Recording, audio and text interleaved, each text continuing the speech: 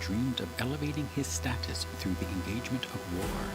As captain of New York Artillery, Hamilton was noticed and honored to become aide-de-camp of General Washington. After the war, Hamilton crafted his ideas into the U.S. Constitution and Federalist Papers. As Treasury Secretary, he further united the states through a strong central currency. Experience AlexanderHamilton.live.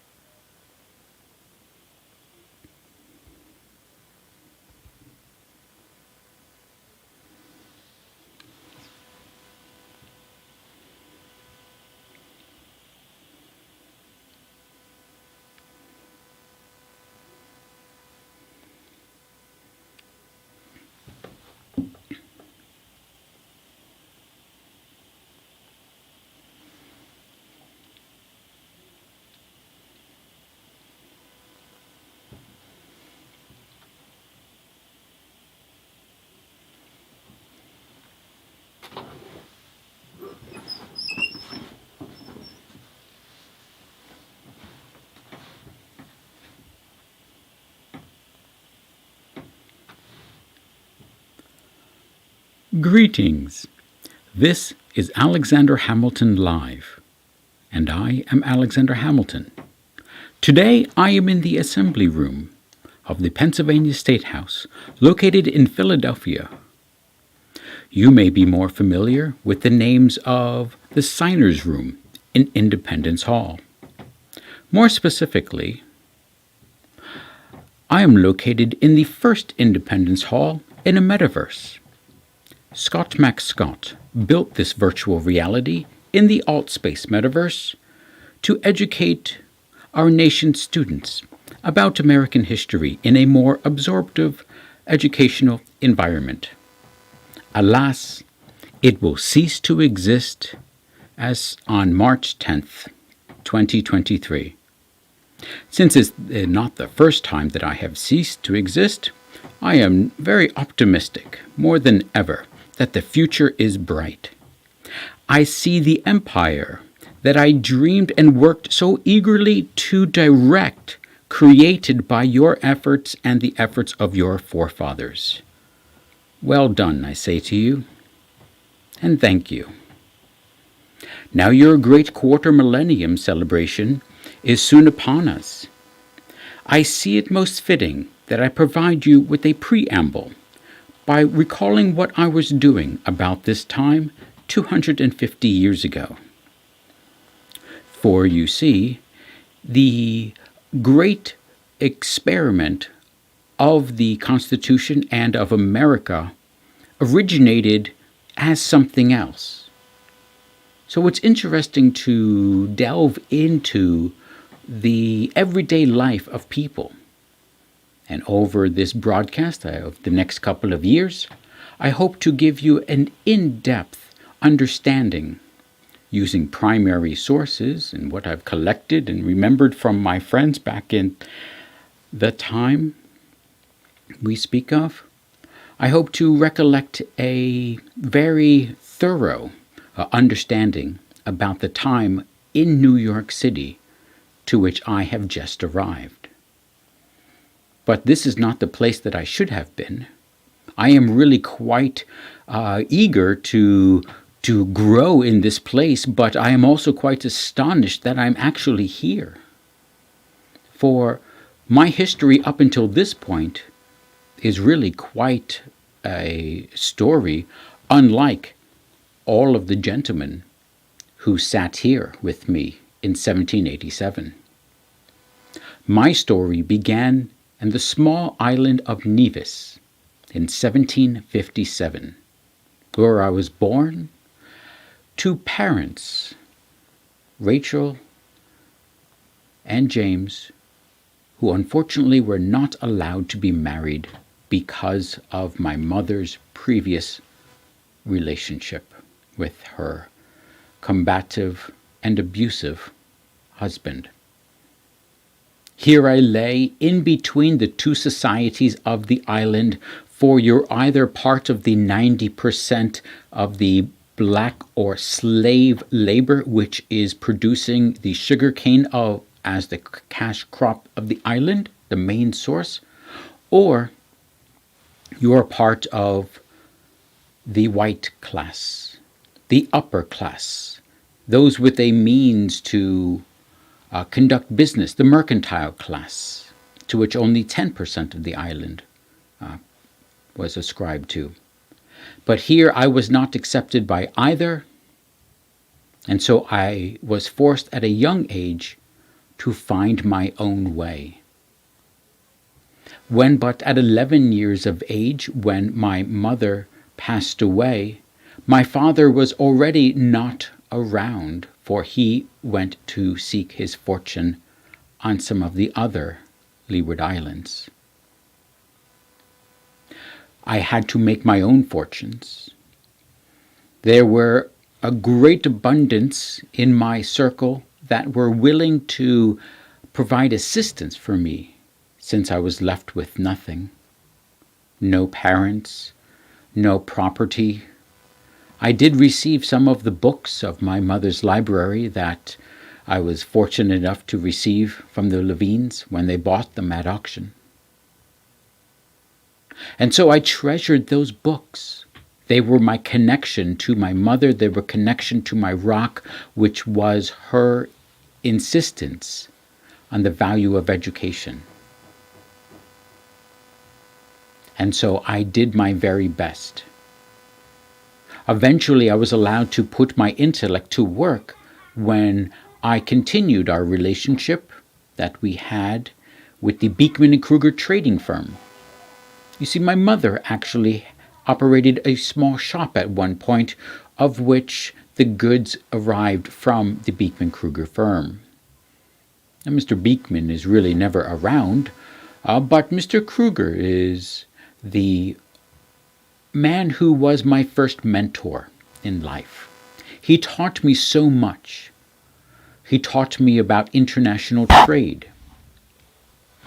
He taught me about international finance, as I had to convert different currencies. He taught me about the systems of different countries.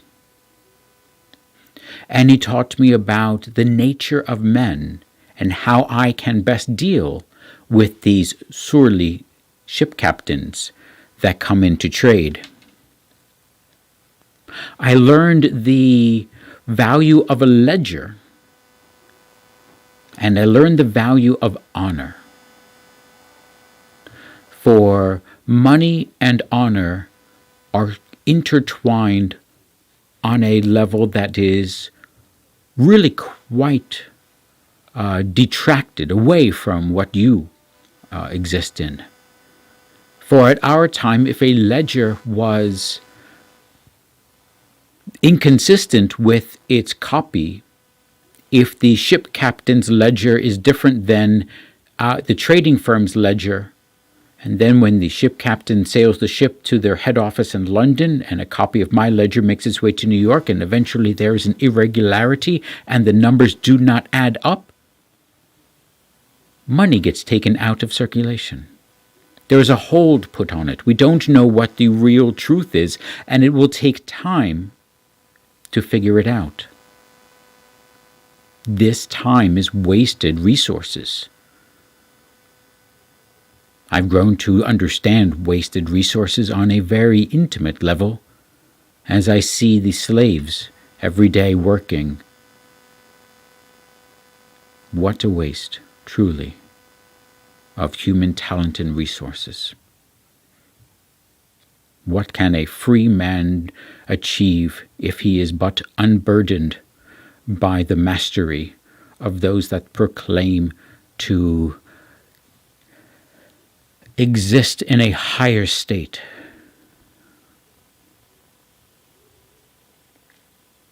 Of course, this was not my thinking when I was a boy on the islands of Nevis, but later when I am contemplating independence and separation from our king. Our king is part of our identity. Though we are separated by a great ocean, we are loyal royal subjects. But that challenge was really, it could not have happened at a better time for myself. But alas, those are different stories. My early days in 1773, 250 years prior to your 2023, were days where we were considering the ideas of freedom, our nature of being here in the colonies, how safe our liberties are. Ever since 1765, the colonies were placed under a burden placed by a body to which they were not ascribed. We did not have a voice in the Parliament of Great Britain. All English citizens and subjects who have fulfilled the requirements to vote should be able to vote for a parliamentarian that will be their voice in the Parliament. For that right to vote is a special moniker indeed. Our vote matters. Our voice matters. We place it down on equal footing with everyone around us. But, of course, in 1773, that only equaled about 3% of the population.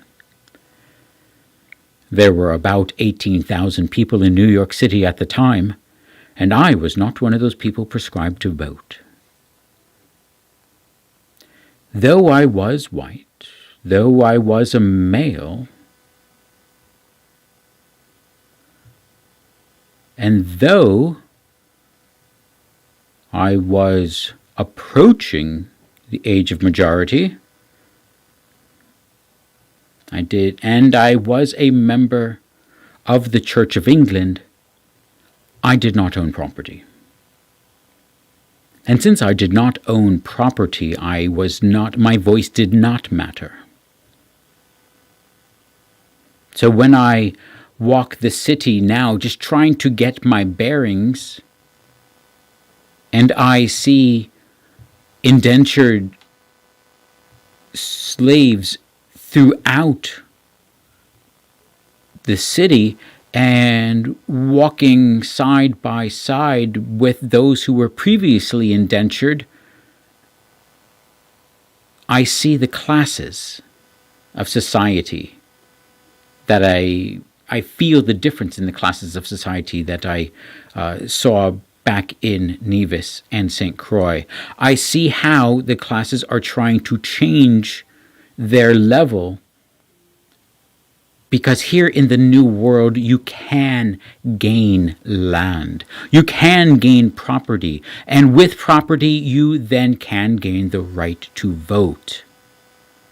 That is why people subject themselves to become the property of others for a period of 7 to 12 years, be it as it may, from your particular contract. And hopefully at the end of the contract, you're afforded money or land itself as partial recompense for your services during the aforementioned time period. But alas, that was 250 years ago here in New York City, where I was just starting to meet people. And oh, the Sons of Liberty. Their tavern, Montaigne's Tavern, is so close to King's College, which I've been checking out. I have an interesting story for you, but on another day. I welcome you to visit alexanderhamilton.live to learn more about this podcast and to learn more about the reality to which we exist. Thank you for your time. I will return momentarily.